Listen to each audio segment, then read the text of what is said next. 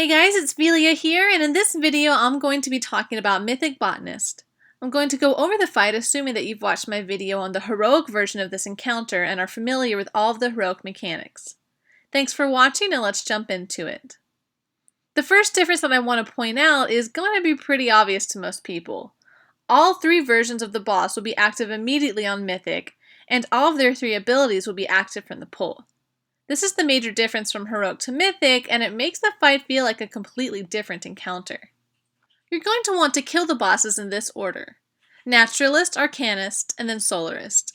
This is a very busy fight, and you're going to be moving almost constantly to avoid fire, spores, controlled chaos, Call of the Night, etc. However, there are a few key things that you're going to want to look out for as a Shaman. First up, it's important to take Lightning Surge Totem on this fight, as you're going to want to set it down before dispelling Parasitic Fetter, so the Lasher ads that spawn will be immediately stunned. Next, you're going to want to set up a cooldown order based on the healers that you have on your team for the Plasma Spores. If you look at the bottom of my screen, you can see the order that my group has set up. Be sure to keep an eye on the people who have Call of the Night, as they, and the people that they're soaking with, will be taking extra damage. If possible, keep backup cooldowns for anyone who accidentally steps on a spore, as they will be taking large amounts of increased damage.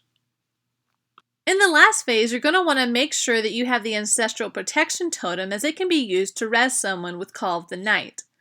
In the last phase, people with Call of the Night also spawn the Solar Collapse, so having them kill themselves gets rid of that ability in an easy way that handles two mechanics at once.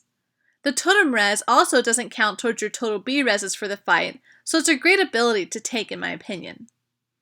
Also, be sure that you don't accidentally dispel the tank before he or she calls for a dispel, as dispelling the tank will cause controlled chaos to spawn. And with all of the solar flares, spores, etc. going out in the last phase, it will literally turn into chaos if not dispelled correctly. As you can see, my guild doesn't even dispel the tank, we just push the boss before the tank dies. And that's it for my tips and tricks as a Restoration Shaman on Mythic Botanist. This is one of the more complicated and longer fights, so don't get burnt out if your guild takes a few days to knock this boss dead.